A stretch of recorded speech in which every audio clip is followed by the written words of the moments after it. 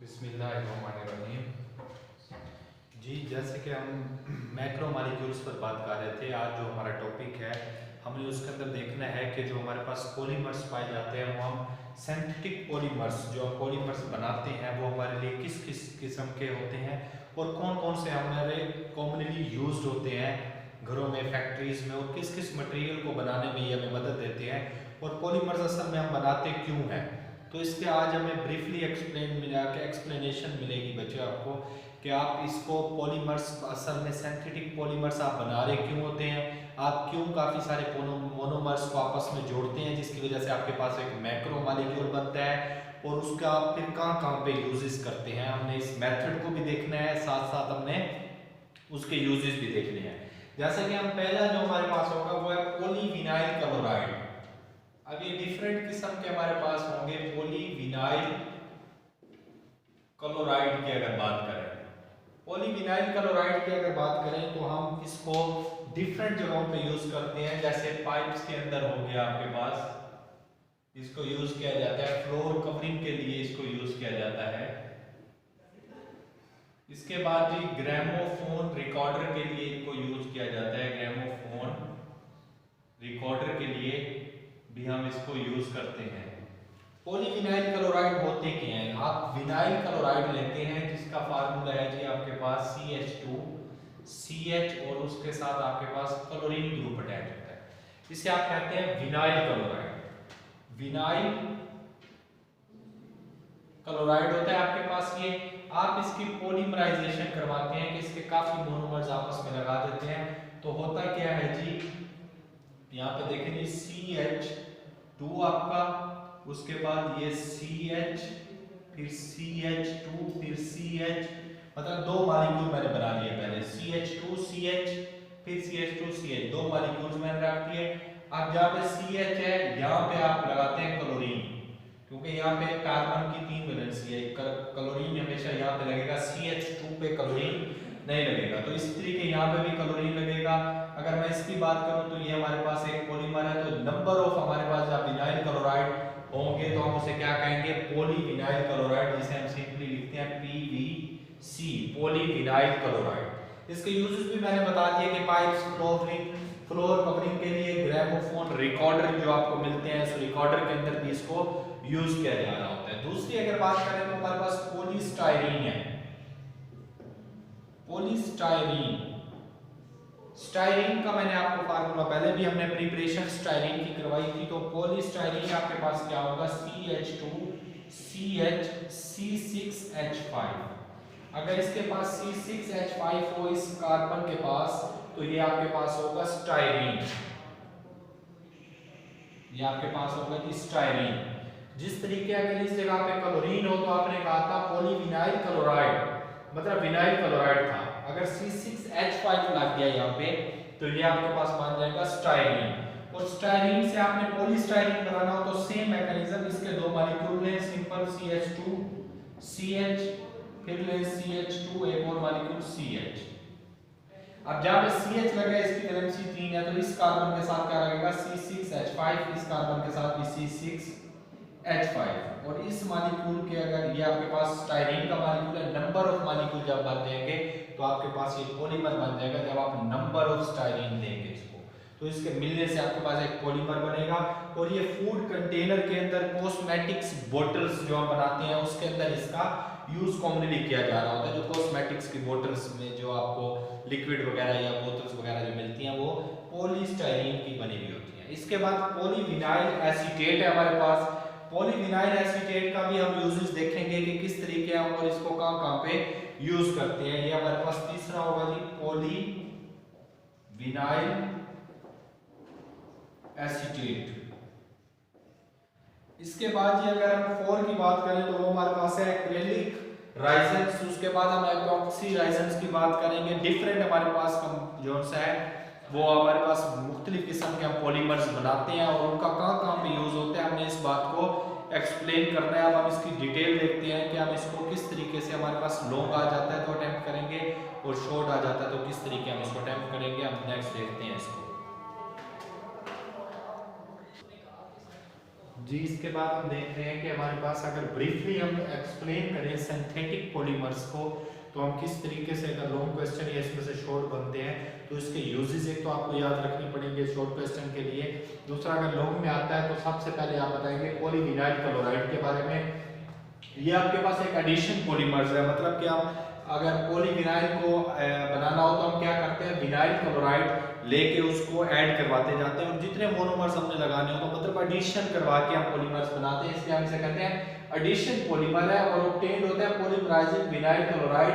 इसका temperature 52 degree Celsius और 980 हम इसका एटमॉस्फेरिक प्रेशर रखते हैं। तो विनाइल क्लोराइड, जैसे कि मैंने आपको बताया था, किसमें चेंज हो जाता है, पॉलीविनाइल क्लोराइड में। सेम वैसे मैंने बनाया हुआ है, तो आपके पास नंबर ऑफ मॉलिक्यूल बन जाते हैं।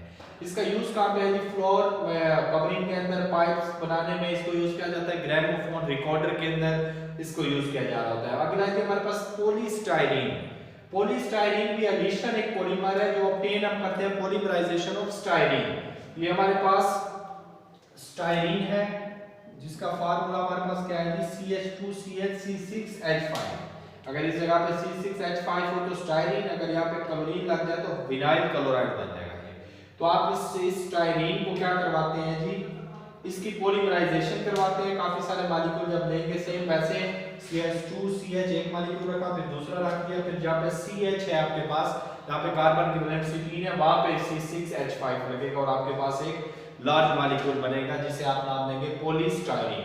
ये फूड कंटेनर्स बनाने के अंदर यूज हो रहा होता है, कॉस्मेटिक्स की बोतल्स हो गई, टॉयज वगैरह जो खिलौने बनाए जाते हैं उसके अंदर मोस्टली पॉलीस्टाइरीन यूज किया जा रहा होता है।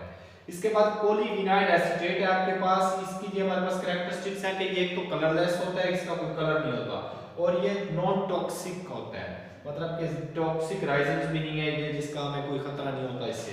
Supplied in different grades.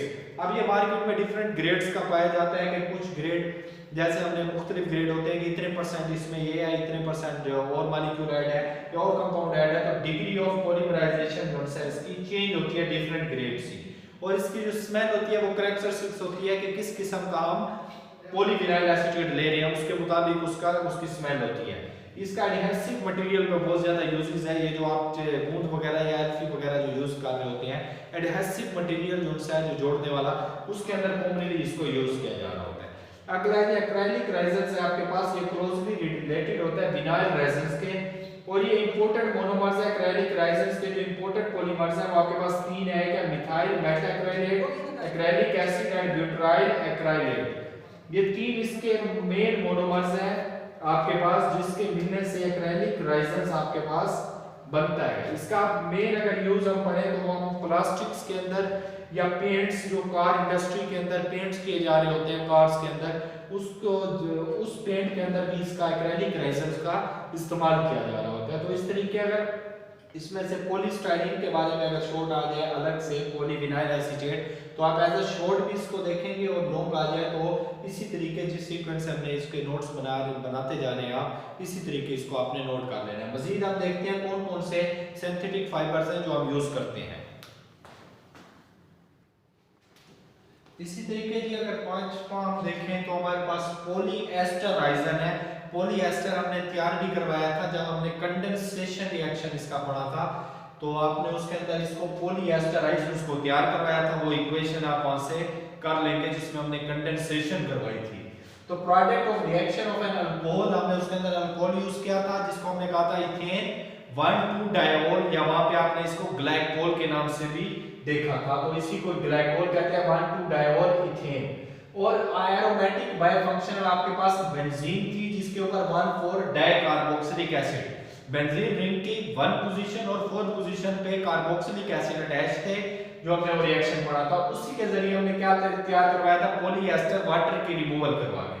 और इसके अगर यूजेस देखें तो हम large number was using clothing, ज्यादातर ये क्लॉथिंग में यूज किया जा रहा होता है, जो हम कपड़े जर्सियां स्वेटर वगैरह बन रहे होते हैं उनके अंदर इसको यूज किया जा रहा होता है। पॉलीएस्टर इज ऑफनली ब्लेंडेड विद कॉटन और wool for summer and winter clothing. जो सर्दियों और गर्मियों के जो आप कपड़े लेते हैं उसके अंदर जो वूल यूज किया जा रहा होता है वो कॉमनली उसके अंदर पॉलीएस्टर यूज किया जा रहा होता है। ये मैंने आपको बता दिया कंडेंसेशन पॉलीमराइजेशन जो हमने केमिकल इक्वेशन इसकी की थी वो आप यहाँ पे वही वाली राइट कर देंगे। उसके बाद है जी polyamide resins formed by condensation of polyamide with di aliphatic dicarboxylic acid. अब इसमें आप क्या करते हैं, कंडेंसेशन प्रोसेस होता है आपके पास पॉलीअमाइन्स बनते हैं with aliphatic dicarboxylic acid. Famous condensation polymers develop in nylons. जो फेमस आपके पास पाया जाता है पॉलीअमाइड रेजिन्स वो आपके पास नायलॉन है, और नायलॉन 6,6 बहुत ज्यादा इंपॉर्टेंट पॉलीअमाइड है जो बहुत ज्यादा फेमस भी है। नायलॉन 6,6 हम इसको नाम क्यों देते हैं नायलॉन 6,6? तो इसकी रीजन है कि drive it's name from its starting material. अब जिससे ये मिलके बना है उसका स्टार्टिंग मटेरियल है adipic tissue, adipic acid. Adipic acid के अंदर भी 6 कार्बन मौजूद होते हैं, जबकि हेक्सामिथाइलीन डायमाइन जो आप यूज करते हैं उसके अंदर भी 6 कार्बन होते हैं, तो उस वजह से इसको नायलॉन 6,6 कहा जाता है। Both are 6 carbon. अब एडिपिक टिश्यू देखें तो आप देखें इस साइड पे भी OH ग्रुप होता है, इस साइड पे भी, और ये आपका कार्बोक्सिलिक एसिड की तरह होता है एडिपिक टिश्यू। तो आपने ये देखें ये C डबल बॉन्ड OH और इसके साथ 4 आपके पास मिथाइल ग्रुप अटैच होते हैं, फिर C डबल बॉन्ड OH, जिसको आप कहते हैं एडिपिक टिश्यू। तो कार्बन की तादाद देखें तो 2 ये कार्बन कार्बोनिल वाले और 4 ये, तो 6 कार्बन एडिपिक टिश्यू में है। इसी तरीके अगर हेक्सामिथाइलीन डायमाइन की बात करें तो 6 कार्बन होते हैं और साथ में अमाइन ग्रुप अटैच होते हैं NH2। जब हम इसको हीट करते हैं तो यहां से वाटर रिमूव हो जाता है OH और यहां से H। जब वाटर रिमूव हो जाता है तो देखेंगे कार्बोनिल ग्रुप किसके साथ मिल जाता है, इसके पास एक हाइड्रोजन रहेगा, देखिए यहां से OH और यहां से एक हाइड्रोजन निकल जाएगा, एक हाइड्रोजन आपके पास बाकी होगा। तो बाकी आप NH देखें कार्बोनिल कंपाउंड के साथ NH अटैच हो गया, CH2 वैसे का वैसे NH। अब आगे अगर इसके और मॉलिक्यूल होगा वहां से भी H निकल जाएगा, तो ऐसे आपके पास एक लार्ज मॉलिक्यूल बन जाएगा वाटर की रिमूवल कराते हुए, जैसे आप इसे हीट करेंगे तो आपके पास नायलॉन 6,6 प्रिपेयर हो जाएगा, जिसको आप कहेंगे पॉलीमर्स या पॉलीअमाइड रेजिन्स का नाम देंगे। इसका यूज टेक्सटाइल फाइबर्स के अंदर बहुत ज्यादा किया जाता है। इसके बाद आखिरी है जी हमारे पास epoxy resins, fundamentally polymers but retains their name on the basis of their starting material. अब स्टार्टिंग मटेरियल जहां से इसको तैयार करवाया गया था उसकी बेस पे इसको एपॉक्सी रेजिन का नाम दिया गया। The epoxy resin is made by condensation epichlorohydrin with diphenyl propane. अब आप कंडेंसेशन करवाते हैं किसकी जी, आप लेते हैं एपीक्लोरोहाइड्रन, ये आपके पास एपीक्लोरोहाइड्रन का मॉलिक्यूल है, और दूसरा आपके पास है जी डाइफिनाइल, 2 फिनाइल ग्रुप अटैच है, डाइफिनाइल ओल, तो 2 इसके साथ OH ग्रुप अटैच है। ऐसे फिनाइल ग्रुप जिनके साथ OH ग्रुप अटैच है उसे आप कहते हैं फिनोल डाइफिनाइल ओल। तो ये डाइफिनाइल ओल OH को शो कर रहा है और प्रोपेन 3 कार्बन इसके साथ अटैच है। तो इसकी जब आप कंडेंसेशन कराते हैं तो एपॉक्सी रेजिन आपके पास बन जाता है। इसका यूजेस देखें तो हमारे पास कोटिंग मटेरियल में ये ज्यादातर यूज हो रहा होता है। इंडस्ट्रियल के अंदर जो मटेरियल यूज किया जा रहा होता है, वो जो बड़े बड़े कंटेनर बने हुए होते हैं उनके ऊपर जो पेंट किया जाता है वो असल में हमारे पास एपॉक्सी रेजिन्स का किया जा रहा होता है। उसके अलावा डैम्स वगैरह हो गए आपके पास, बड़े बड़े जो हम डैम बनाते हैं पानी स्टोर करने के लिए, और जितना भी पैकिंग मटेरियल हम यूज कर रहे होते हैं, ब्रिज वगैरह बना रहे होते हैं, उसके अंदर एपॉक्सी रेजिन को हम यूज कर रहे होते हैं। तो ये हमारे पास सिंथेटिक पॉलीमर्स थे जिनके हमने यूजेस भी देखे और जिनको हमने देखा कि ये पॉलीमर्स प्रिपेयर कैसे होते हैं। नेक्स्ट हम अगला टॉपिक देखेंगे। अल्लाह।